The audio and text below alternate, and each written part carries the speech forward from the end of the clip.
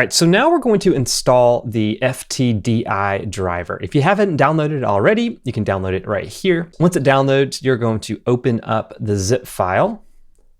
You can click Show in Folder. Then you're going to extract all. And then you are going to extract it.